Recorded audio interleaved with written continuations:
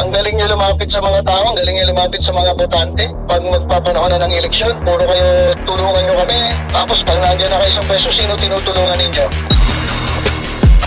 Mga maiinit na usaping politika, hihimayin at masusing tatalakayin. Wala ba kaming maririnig sa inyo na na para sa bayan naman, puro sarili, pero kami mga tao, hindi nyo tinutulungan, yung mahihirap, hindi nyo tinutulungan. Walang iya naman. Mga issue sa mundo ng showbiz, kikilatisin, chichikahin. Nang nag-iisang Batang Manileño, sino pa nga ba? Kundi si Batang Maynila Toits.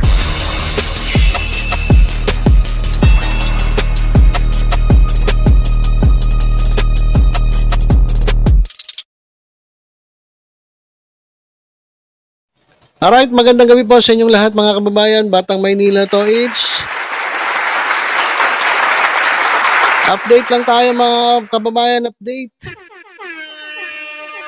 Update po dito kay ex-PDEA agent Jonathan Morales mga kababayan, kasi ito ayon po sa bali-balita, si Agent Morales po ay pinalaya na. So hindi natin alam kung temporary o pagkatapos ng break ibabalik na naman siya dyan sa basement ng Senado.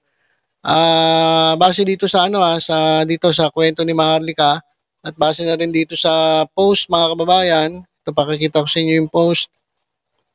Ayan mga kababayan sa ating screen. Ayan po. Ayan. Basahin ko lang Sabi dito, sabi ng post ng Solid Maharlika ako. Breaking news, Agent Jonathan Morales na-release na. Salamat kina Attorney Badong at kina Pam at Marlon ng Third Floor Studio. Ito mga kababayan ay screen grab from Maharlika Live. Muling ang tabayanan ng panayam ni Palangga Maharlika kay Agent Jonathan Morales mamaya. Once siya ay safe na ng nahatid sa kanyang tahanan nila Pam at Marlon ng 3F Studio. So ayan mga kababayan, yan po yung litrato ni ex-PDEA agent Morales at dito sa Codley, ito mga kababayan, yan po ata yung kanyang abogado. Hindi lang natin alam kung yan ba yung sinasabi nilang Attorney Badong. Pero base dito mga kababayan sa sa video ni Maharlika, ayan ay pakinggan natin kung konfirmado nga na itong si ex-PDEA agent Morales ay nakalaya na. Alright, so pakinggan po natin si Maharlika. Yan, para hindi ka mabayaran ni Lisa, okay? Hindi ka mabayaran ng Presidential Communications. Yung mga chutang dinimis yan, yung hilig magbayad ng daw? Tawagan si Attorney Badong. Hello, Attorney Badong? Basta sabi ng ating puting ahas, ayan na daw siya. Teka natin baka may message,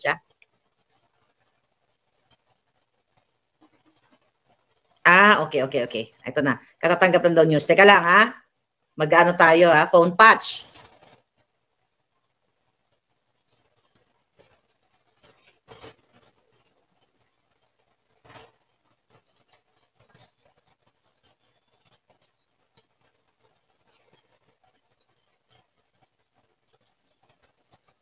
Hello?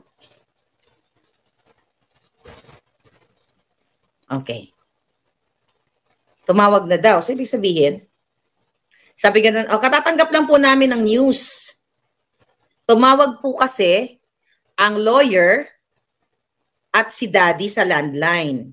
Okay. So, ibig sabihin, tumawag na. Ibig sabihin, confirm na. Pero wala pa sa wala pa sa mainstream media. Oy, hello? Hello, Ja. Naka-live ako tumawag na si Agent Morales?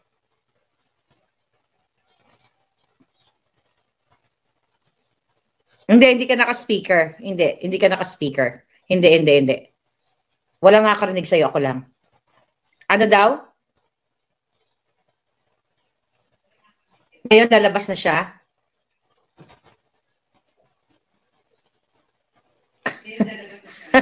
No, actually may nag-text sa akin na puting ahas. Nagla-live ako ngayon.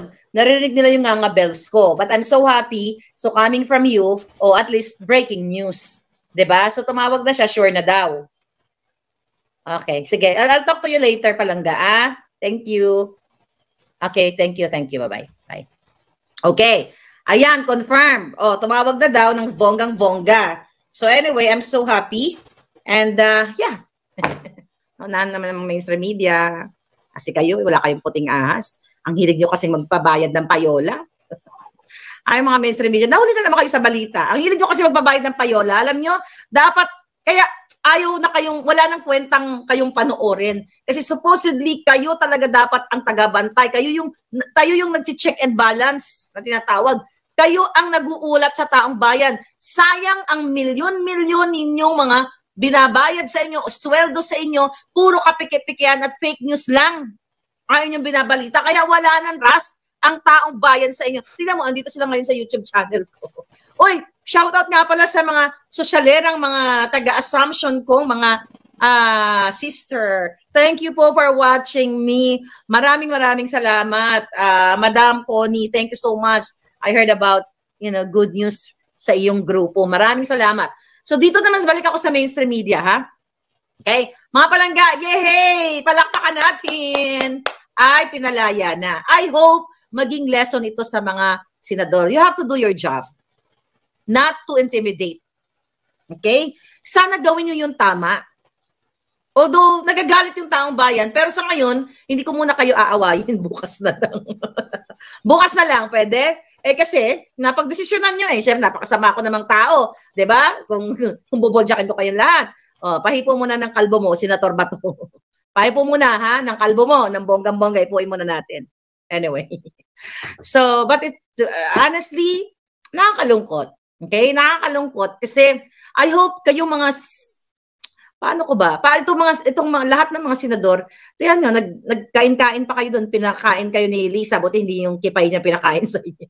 But anyway, mga kababayan, kitang-kita natin kung paano ang bangag na administrasyon, kung paano sila manindak, paano sila mang-suppress, paano sila mang-cancel. Ako ang classic example.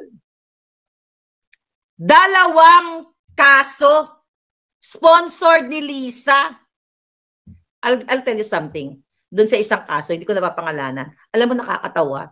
Alam mo, ikaw, I transcribe my video blog about you.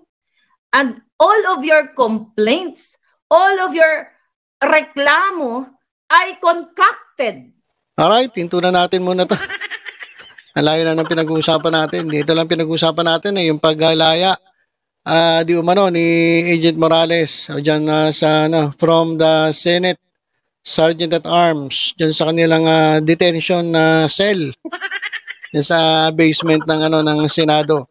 So, base dito sa sinabi ni Maharlika, nakalaya na nga raw itong si Morales, mga kababayan. Base na rin dito sa dito sa post na ito, mga kababayan. Ayan, breaking news.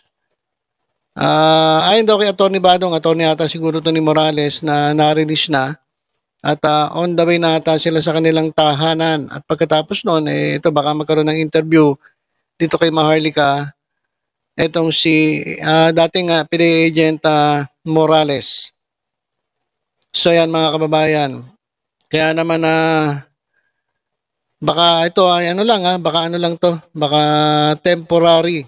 Kasi naawa din naman itong mga itong mga senador na ikulong siya ng 2 buwan doon. Kasi naka-break Naka-break, pero mo babalik ng July. Itong mga senators nandoon siya sa ilalim ng sa basement siya, doon sa ilalim ng building ng Senado. Kawawa naman. Saka sayang din yung gastos ng gobyerno. Pero papakainin mo yan, painumin mo, sayang yung gastos ng ng gobyerno dito kay Morales. So ayan, mga kababayan, update natin. Hindi pa po ito nakakarating sa mainstream media, kaya nga iniinsulto ni Maharlika itong mainstream media na nauuna pa siya dyan sa balita kasi nga daw parang wala na nagtitiwala dito sa mainstream media dahil puro fake news daw ang sinasabi.